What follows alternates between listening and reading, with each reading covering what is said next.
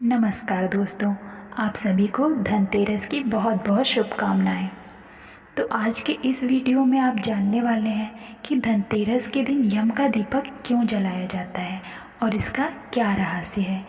इसके पीछे की रोचक कथा आज मैं आपको सुनाऊंगी और धनतेरस के दिन यह कथा ज़रूर सुननी चाहिए, जिससे यम देवता प्रसन्न होंगे और आपकी कभी भी अकाल मृत्यु नहीं होगी और सभी प्रकार के कष्टों से मुक्ति मिलेगी, धन संपत्ति बढ़ेगी और आप सुखी रहेंगे। तो यह कथा ज़रूर सुनिएगा धनतेरस के दिन।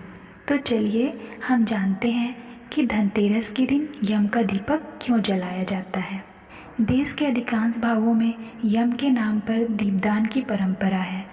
दीपावली के 2 दिन पहले धनतेरस की शाम को मिट्टी का दीपक जलाते हैं। उसमें तिल का तेल डालकर फिर उसे प्रकाशित करके दक्षिण की तरफ मुँह करके मृत्यु के देवता यम को समर्पित करते हैं। कहते हैं बहुत पहले हंसराज नामक एक प्रतापी राजा था। एक बार वह अपने मित्रों, सैनिकों और अंगरक्षकों के साथ जंगल में शिकार खेलने गया। संयोग से राजा सबसे बिछड़कर अकेला रह गया और भटकते हुए एक अन्य राजा हेमराज के राज्य में पहुंच गया। हेमराज ने थके हारे हंसराज का भव्य स्वागत किया। उसी रात हेमराज के यहाँ पुत्र जन्म हुआ। इस खुशी के अवसर पर हेमराज ने राजकीय उत्सव में सम्मिलित होने के लिए आग्रह के साथ हंसराज को कुछ दिनों के लिए अपने यहाँ रोक लिया। बच्चे की छठवीं के दिन एक विचित्र घटना घटी। पूजा के समय देवी प्रकट हुई और बोली, आज इस शिशु की इतनी खुशियाँ मनाई जा रही हैं, यह अपने विवाह के चौथे दिन मृत्यु को प्राप्त हो जाएगा। इस भविष्यवाणी से सारे राज्य में शोक छा गया। हेमराज और उसके परिजनों पर तो वज्रपात ही हो गया। सबके सब स्तब्ध रह गए। इस शोक के समय हंसराज ने राजा हेमराज और उसके परिवार को ढांढस दिया, मित्र, आप तनिक भी विचलित ना हो। इस बालक की रक्षा मैं करूँगा। संसार की कोई भी शक्ति इसका बाल बांका नहीं कर सकेगी। हंसराज ने यमुना के किनारे एक भूमिगत किला बनवाया और उसी के अंदर राजकुमार के पालन पोषण की व्यवस्था कराई।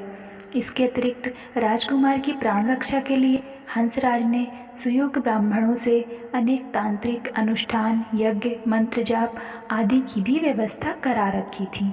धीरे धीरे राजकुमार युवा हुआ। उसकी सुंदरता एवं तेजस्विता की चर्चा सर्वत्र फैल गई। राजा हंसराज के कहने से हेमराज ने राजकुमार का विवाह भी कर दिया। जिस राजकुमारी से युवराज का विवाह हुआ वह साक्षात लक्ष्मी लगती थी।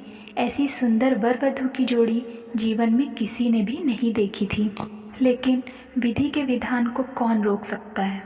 विवाह के ठीक चौथे दिन यम के दूत राजकुमार के प्राण हरण करने आ पहुँचे। अभी राज्य में मांगलिक समारोह चल ही रहा था। राजपरिवार और प्रजाजन खुशियां मनाने में मग्न थे। राजकुमार और राजकुमारी की छवि देखकर यमदूत भी विचलित हो उठे, किंतु राजकुमार के प्राण हरण का अप्रिय कार्य उन्हें करना ही पड़ा। यमदूत जिस समय राजकुमार के प्राण लेकर चले, उस समय ऐसा हाहाकार मचा और दारुण दृश्य उपस्थित हुआ जिससे द्रवित होकर दूत भी स्वयं रोने लगे। इस घटना के कुछ समय पश्चात एक दिन यमराज ने प्रसन्न मुद्रा में अपने दूतों से पूछा, दूतों, तुम सब अनंत काल से पृथ्वी के जीवों का प्राण हरण करते आ रहे हो। क्या तुम्हें भी कभी किसी जीव पर दया आई है और मन में यह विचार उठा है कि इसे छोड़ देना चाहिए। यम के दूत एक दूसरे का मुंह देखने लगे। यमराज ने उनके संकोच को भांपकर उन्हें उत्साहित किया। कहा, झिझको मत, अगर ऐसा प्रसंग आया है तो निर्भय होकर बताओ। इस पर एक दूत ने सिर झुकाकर निवेदन किया, मृत्युदेव, ऐसे प्रसंग तो कम ही आए हैं, किंतु एक घटना अवश्य हुई है जिसकी स्मृति मुझे आज भी दुखी कर देती है। यह कहते हुए दूत ने हेमराज के पुत्र के प्राणहरण की घटना सुना दी। इस दुखद प्रसंग से यमराज भी विचलित हो उठे। ऐसा देखकर दूत बोला, नाथ, क्या कोई ऐसा उपाय नहीं है जिससे इस प्रकार की अकाल मृत्यु से प्राणियों को छुटकारा मिल जाए। इस पर यमराज ने कहा, जीवन और मृत्यु सृष्टि का अटल नियम है तथा इसे बदला नहीं जा सकता, किंतु धनतेरस को पूरे दिन का व्रत और यमुना में स्नान कर धन्वंतरी और यम का पूजन दर्शन अकाल मृत्यु से बचाव कर सकता है। यदि यह संभव ना हो तो भी संध्या के समय पर घर के प्रवेश द्वार पर यम के नाम का एक दीपक प्रज्वलित करना चाहिए। ऐसा करने से असामयिक मृत्यु और रोग से मुक्त जीवन प्राप्त किया जा सकता है। इसके पश्चात ही धनतेरस के दिन धन्वंतरी के पूजन और प्रवेश द्वार पर यम दीपक प्रज्वलित करने की परंपरा है। तो दोस्तों, आप सब भी यम का दीपक जरूर जलाइए।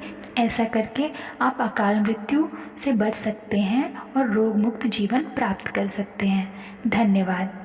तो दोस्तों, अगर आपको मेरा वीडियो अच्छा लगा है तो प्लीज़ इसे लाइक और शेयर ज़रूर करिएगा, और अगर अब तक चैनल सब्सक्राइब नहीं किया है तो जल्दी से सब्सक्राइब कर दीजिए ऐसे ही और जानकारी वाले वीडियोज़ के लिए। धन्यवाद।